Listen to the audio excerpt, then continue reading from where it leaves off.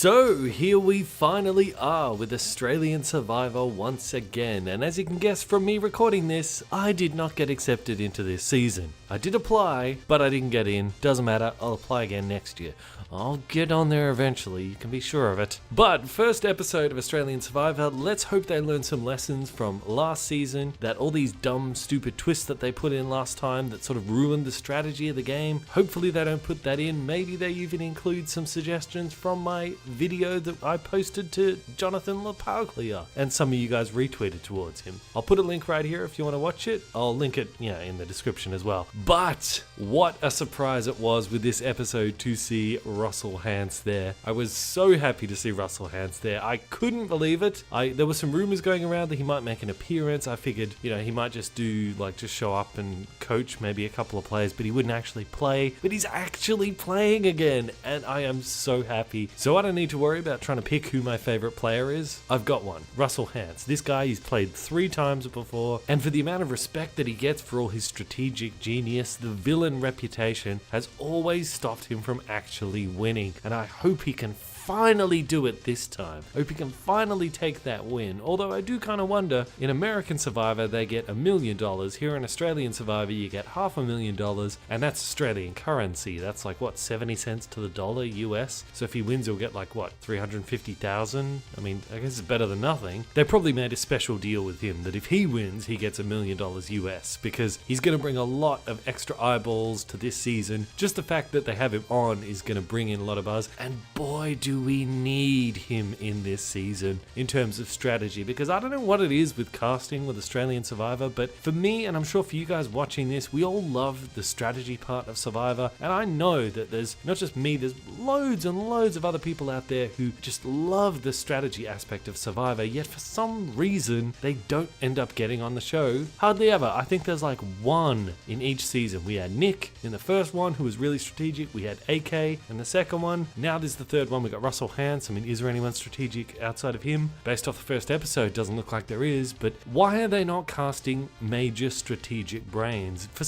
They seem to really be casting people based on muscles and aesthetics and looking cool, and obviously with this one as well, champions and contenders, a lot of them have somewhat celebrity status, but don't they understand that's not what makes Survivor good. What makes Survivor good, the core audience wants strategy, scheming, interesting characters like Russell Hantz. Yeah, so hopefully him being there is an indication that Australian Survivor finally gets it. You gotta focus on this. This is where the real meat of the show is. Scheming, planning, outwitting each other, not just outplaying, outlasting. In fact, outplaying and outlasting is really kind of lame, because outplaying, the muscles only last so long, they're nice to look at, but you get bored pretty quickly. The outlasting, those are the people who fly under the radar, they're boring, nobody respects them. It's the outwitting. That's where the real juice is. That's what the show's about. And it was great seeing Russell's reaction to being on the tribe, because he's like, do they actually realize they're on Survivor? No one wants to scheme. And I was like, yes, that's what I've been saying the last few seasons. They're casting all the wrong people. They need to bring in schemers, people who are strategic, people who understand the game. So here we've got one of the best strategic players ever in a season packed with people who are completely clueless about strategy, and it seems also like many of them don't even really know who he is.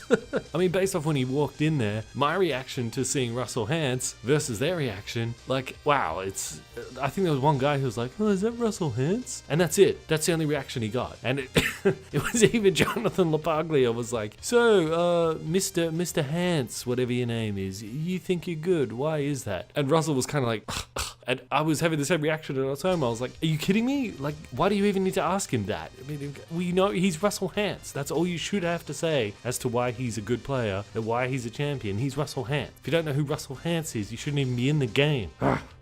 But the silver lining to all this is it's always been with Russell Hantz that his reputation after the first time he played as a villain was so massive, it always sabotaged him later on. No one wanted to give him the win because that reputation preceded him and ultimately was his undoing. But now he's in a season where his reputation doesn't seem to matter because he's surrounded by people who don't really understand anything. So this means all of them will fall for his tricks all over again. So we should be up for some really cool Russell Hantz scheminess, because he is the only fox in the hen house. They have no idea what they're in for, and it's going to be great. And Russell Hantz getting that idol, I'm pretty sure that the producers must have lent him to that. I mean, I would bet vital parts of my anatomy on the fact that the producers would have nodded him in the direction of that idol, because they spent a lot of expense to get him here. They don't want him voted out the very first episode. So I wouldn't be surprised if they, sort of like in Ben in the last season, where they kept feeding him idols because they wanted that character to win. I wouldn't be surprised if they keep doing that with Russell Hantz. And you know what? I'm totally fine with that, because he's by far the most interesting one there. And even if this isn't the most strategically brilliant season of Survivor he plays, he deserves to get a win because of all the other stuff he's done. The last 3 seasons have been so great. And I was a little disappointed that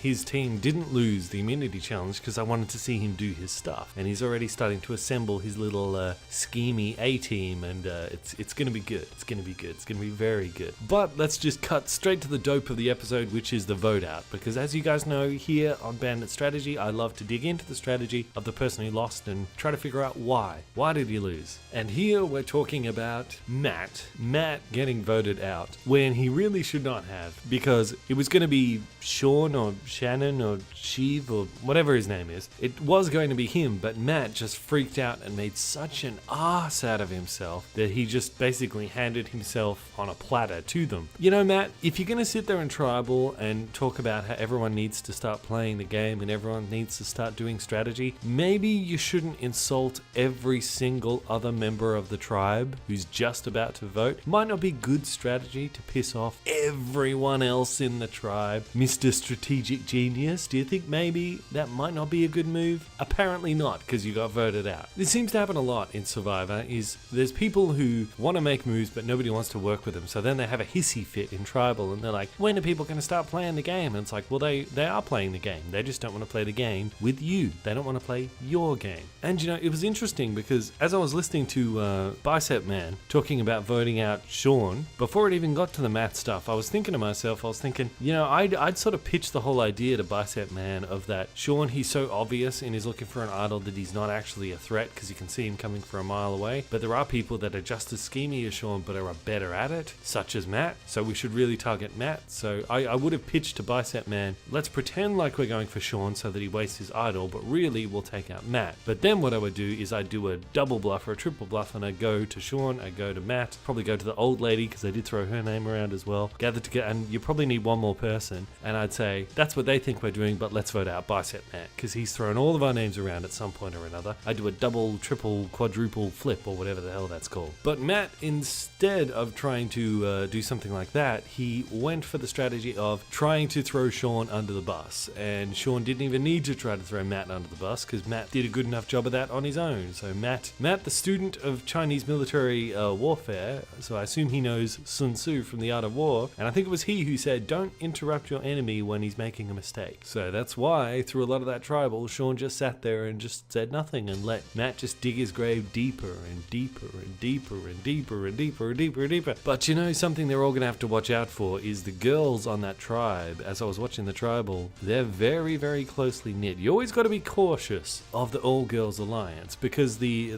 girls are kind of like a super organism. You get enough of them together, they all put out the same wavelength and they kind of go and they just merge together to form one kind of gigantic creature. And it's very difficult to defeat. So you got to cull a few of their numbers to keep them down, just so the women don't take over. You just got to be careful, that's all. Men were more individualistic. We compete with each other a lot more, at least in terms of tribal council. The girls might not always get along with each other, but at least they all have being a woman in common against the men. So you got to cull those female numbers. But Matt, what can I say is don't freak out and make an ass out of yourself.